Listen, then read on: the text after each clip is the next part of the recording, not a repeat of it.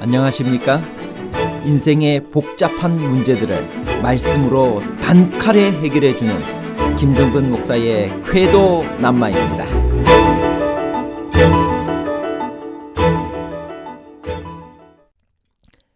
침례 요한이 감옥에 갇힌 이유는 무엇인가요? 하나님께서 침례 요한의 순교를 허락하신 이유는 무엇인가요?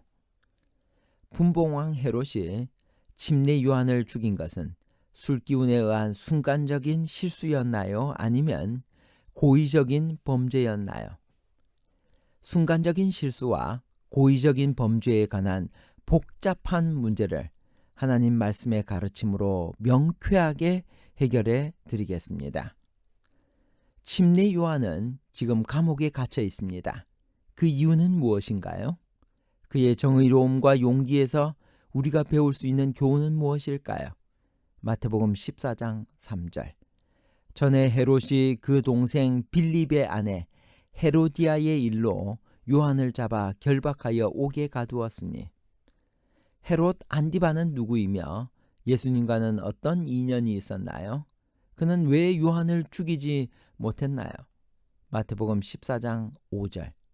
헤롯이 요한을 죽이려 하되 무리가 그를 선지자로 여김으로 그들을 두려워하더니. 침례 요한을 죽인 헤롯 안디바는 헤롯 대왕이 사마리아 여인 말타게에게서 낳은 아들이었습니다. 아버지 헤롯의 유언에 의하여 그는 갈릴리와 베레아 지방의 분봉왕으로 임명되었습니다. 그의 영토가 침례 요한과 예수께서 사역을 하셨던 곳이기 때문에 복음서에서 나오는 대부분의 헤롯은 헤롯 안디바를 말합니다. 그는 당시의 로마 황제 티베리우스를 기리기 위하여 유명한 도시 디베라를 건설했습니다. 침례 요한이 이복 동생의 아내를 취한 그를 탄핵하였지만 그를 선지자로 존경하는 백성들이 두려워 그를 죽이지 못하고 있었습니다. 헤로디아는 누구인가요? 그는 왜 침례 요한에게 원한을 품고 있었나요? 마태복음 14장 6절에서 12절. 마침 헤롯의 생일이 되어 헤로디아의 딸이 연석 가운데서 춤을 추어 헤롯을 기쁘게 하니 헤롯이 맹세로 그에게 무엇이든지 달라는 대로 주겠다고 약속하거늘 그가 제 어머니의 시킴을 듣고 이르되 침례 요한의 머리를 소반에 얹어 여기서 내게 주소서 하니 왕이 근심하나 자기가 맹세한 것과 그 함께 앉은 사람들 때문에 주라 명하고 사람을 보내어 옥에서 요한의 목을 베어 그 머리를 소반에 얹어서 그 소녀에게 주니 그가 자기 어머니에게로 가져가니라. 요한의 제자들이 와서 시체를 가져다가 장사하고 예수께 아뢰니라. 헤로디아는 헤롯 대왕이 마리암네에게서 낳은 아리스토블루스의 딸이며 헤롯 아그리파 1세와는 남매지간입니다. 마리암네 2세의 아들 빌립과 결혼했으나 갈릴리의 분봉왕인 헤롯 안디바와 눈이 맞아 남편과 이혼하고 안디바와 결혼했습니다. 헤롯 안디바는 나바테아의 왕 아레타스 4세의 딸과 결혼했었습니다. 그러나 로마 여행 중 그의 이복 형제 빌립을 방문했다가 빌립의 아내 헤로디아를 유혹하여 그와 불의한 관계를 가졌습니다. 이 사실을 안 아레타스의 딸은 분노하여 그의 나라로 돌아갔고 그들은 곧 결혼했습니다. 침례 요한은 이런 불의한 결혼에 대해서 정면으로 반대했습니다. 헤로디아는 자기를 부정한 여자로 책망하는 요한에게 복수하기 위하여 딸 살로메를 시켜 침례 요한의 머리를 요구하게 했습니다. 하나님께서 침례 요한의 순교를 허락하신 이유가 무엇일까요? 시대의 소망 224페이지에 있는 말씀입니다. 예수께서는 당신의 종을 구해내시려고 개입하지 않으셨다. 예수께서는 요한이 그 시험을 견뎌낼 것을 아셨다. 구주께서는 친히 임재하심으로 감방의 음울함을 밝게 하시기 위하여 즐겨 요한에게 오셨을 것이다.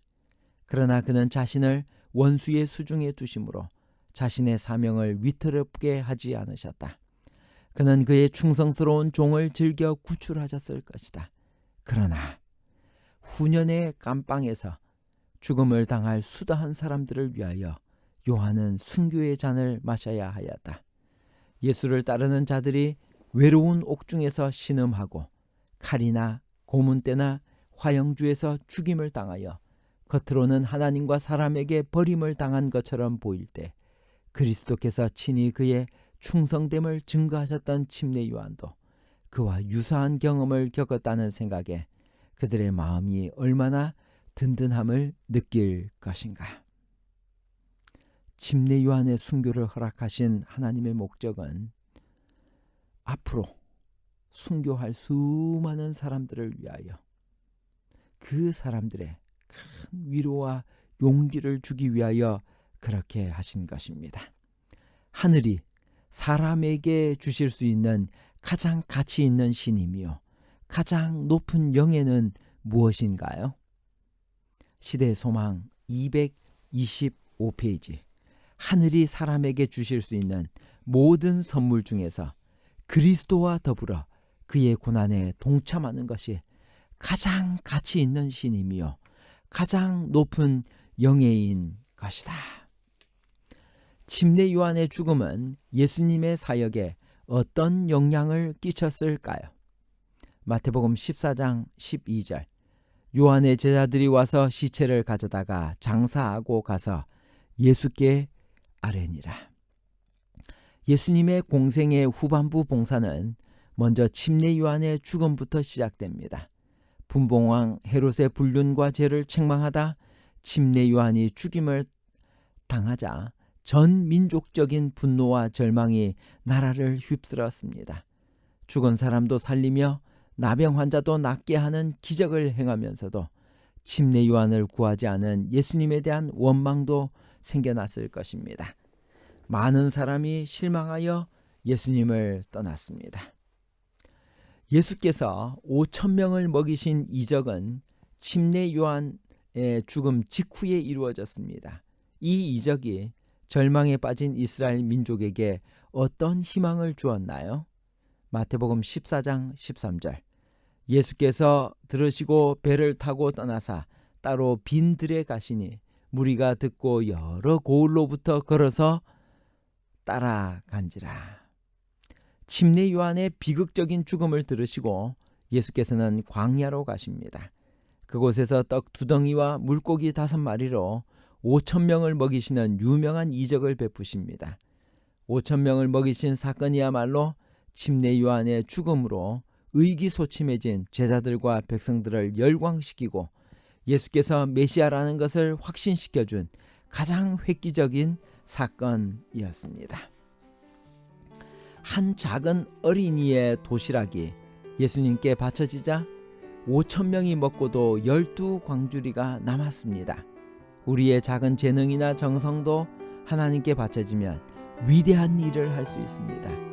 우리가 드릴 수 있는 것은 과연 무엇일까요? 마태복음 14장 17절. 제자들이 이르되 여기 우리에게 있는 것은 떡 5개와 물고기 2마리 뿐이니이다. 아주 작은 것이라도 괜찮습니다. 하나님께 우리의 온 정성과 사랑을 포함하여 하나님께 이 어린 소년처럼 우리의 도시락을 하나님께 드릴 수 있는 우리 모두가 되기를 간절히 바랍니다. 예수께서는 흥분한 무리들을 해산시키시고 제자들을 재촉하여 건너편으로 보내셨습니다.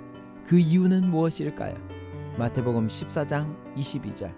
예수께서 즉시 제자들을 재촉하사 자기가 무리를 보내는 동안에 배를 타고 앞서 건너편으로 가게 하시고,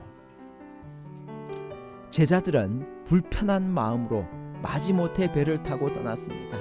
왜 제자들의 마음이 어두웠을까요? 마태복음 14장 22절. 예수께서 즉시 제자들을 재촉하사 자기가 무리를 보내는 동안에 배를 타고 건너편으로 가게 하시고. 결론입니다. 첫 번째, 분봉왕 헤롯이 침례 요한을 죽인 것은 술기운에 의한 순간적인 실수가 아니라 고의적인 범죄였습니다. 둘째, 후년에 감방에서 죽임을 당할 수다한 순교자들을 위하여 요한은 순교의 잔을 맞아야 했습니다. 셋째, 베드로의 실패와 구원에서 배울 교훈은 바람과 물결을 보고 두려워했고 마음에 구원에 대한 의심이 생겼으나 주님께 소리질러 구원을 요청했습니다. 예수께서 즉시 손을 내밀어 구원해 주셨습니다. 감사합니다.